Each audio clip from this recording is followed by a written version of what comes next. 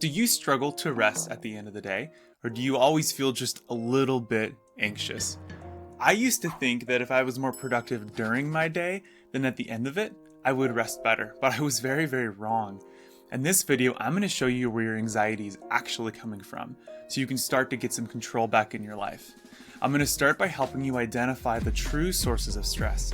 Then I'm going to give you a really easy tip that you can use immediately to start making a difference. To put it in a very tight nutshell, anxiety and fear are basically emotions that alert you to threats and dangers. So they're good things. They've helped us survive for thousands and thousands of years. We need anxiety, we need fear. But in our current world, our modern society, there's so many things that are expected of us, stimulus that's always poured on us, that we never actually feel like there aren't any threats. What's happening is at the end of the day, there's probably a litany of unfinished tasks, conversations, thoughts that are on the periphery of your mind that are always there telling you you can't rest yet. Could be tasks with work, could be tasks with family, around your house, conversations unresolved, relationships that have a strain that you haven't quite worked out yet. But either way, they're there. And so you can't really rest at the end of the day. And more than ever, we are pounded with these from all directions in our world. The problem is you can't just be more productive. It isn't about better time management or better focus, better delegation. Those things help. But the thing is, as soon as you finish a task, another one pops right up. You never truly work through your to-do list and you always have unfinished tasks around you. It takes a different approach. In my own life, I have 3 little boys and I've got another kiddo on the way. That means I am interrupted 24/7. If I want to do anything from making dinner to a house project to editing a YouTube video, I'm going to have a kid there interrupting and needing me to go help with something. Even if I love my children, it means I have a lot of unfinished tasks in my life.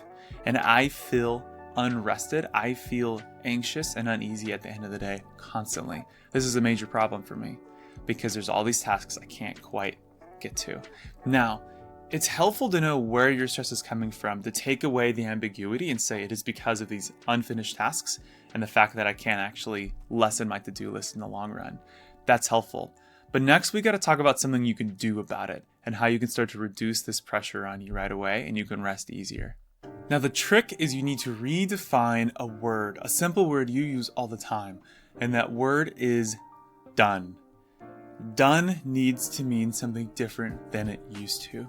That doesn't mean you accept mediocrity or unfinished, poorly finished tasks as a baseline. It means you change your goal to be something attainable and something you can hang your hat on. For example, I like to make YouTube videos, and editing's a lot of work. It used to be, and this was stressful because it was never really finished, what used to be was finishing a video, editing, posting that video. But as soon as I do that, I got another video on the books I'm working on, another idea I'm trying to get done. So it's never really done anyways. So I changed it to be a time-based goal. In my life, my kids interrupt a lot. So instead of saying, I'm going to finish this video and who knows how long that'll take, I'm saying I'm going to work for 30 minutes. Now they may interrupt once or twice, but during those 30 minutes, I'll be able to come back and get that done much more easily. And it's actually a good chunk of time. It's what I was going to get done anyways. And I've just changed my sights. And when those 30 minutes are up, I can hang my hat on that and say, this is a done task. It's not unfinished on the side of my head or the side of my consciousness, around my brain at the end of the day. It is finished. I changed my perspective. Done could also change to be a outcome. You're reading a book. You may say, I'm going to read till I learn one thing, instead of reading a whole chapter or a whole book. It could be sub goals within that. So instead of it being totally finished, I'm going to go to this checkpoint in the project. You change done.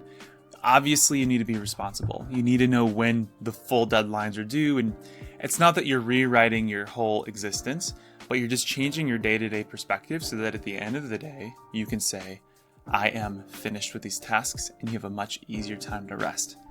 Will this be immediately helpful? A little bit, but it'll help more and more as you keep going because your brain won't actually feel like it's done for a while. It'll feel arbitrary. You've created this new goal, but over time, it'll get used to it. Over time, you'll adjust and say, I truly do feel done now. So redefine the word done and understand that that is going to buy you a lot of rest at the end of the day when just finishing your to-do list won't. Now, your endless to-do list is definitely going to bring you a lot of anxiety and a lot of stress in your day, But it's not the only thing. Sometimes there's bigger issues. For example, boundaries, and poor boundaries and bad boundary setting that is causing other layers of stress, and that needs to be addressed too. If you are struggling to set good boundaries, watch this video, we'll link it above, about the different kinds of bad boundary setting that exists, and figure out which one you are and start chipping away at that problem, because that's going to buy you a lot of who God made you to be, what God gave you initially, which is yourself. You're going to get that back when you establish those boundaries well. Please like and subscribe. Every 2 weeks we post a new video trying to be practical about your mental health so you can move forward to being a saint. Thank you.